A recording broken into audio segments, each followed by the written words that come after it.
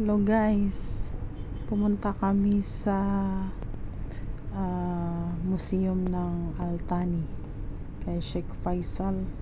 Ito yung pinaka-the best na nakita ko dun sa loob ng museum, ang kanyang collection. Tingnan mo naman guys, napakaganda.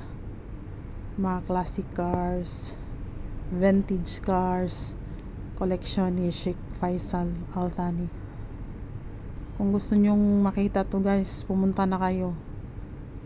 Marami pang iba, collection niya dun. Napakaganda. First time ko sa tagal ko na dito sa Qatar. Ngayon lang ako nakapunta dun. Kung kailan 6 na taon na ako dito sa Qatar. Mahigit. Tingnan mo naman guys. Tingnan mo yung mga brand ng sasakyan at klase. Napakaganda. Mga sports car, classic cars, mga kakaiba. Tingnan mo mabuti guys. Kung gusto niyo yung makita to guys, pumunta lang kayo dun sa Sheikh Faisal bin Al-Thani Museum. Papuntang Al-Samriya. Ang ganda guys. Hindi lang ito makikita nyo dun. Napakaganda sa loob. At saka napakalaki. Hindi lang ito ang kanyang koleksyon. Marami pa kayo. Marami pa kayong makikita sa loob. Isa-isahin natin guys. Ito yung pinaka the best sa akin. Yung mga koleksyon ng cars niya.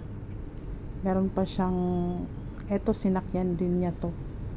Itong maliit na plane.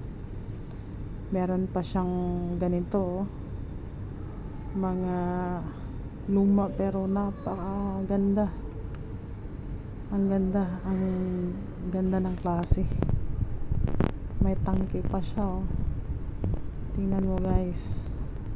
Yan yung mga koleksyon ni Sheikh Faisal sa kanyang museum. Ang laki ng museum. Talagang napakalaki. Hindi mo dapat ma-miss to guys. Pumunta na kayo dun. Magdala lang kayo ng 50 riyal. Yun yung entrance dun. Pero hindi mo siya sa isang araw talagang swabe. Isang araw mo siyang malilibot guys doon. Kasi napakalaki ng museum. Lahat ng koleksyon ng mga sobrang after death at saka ilang century.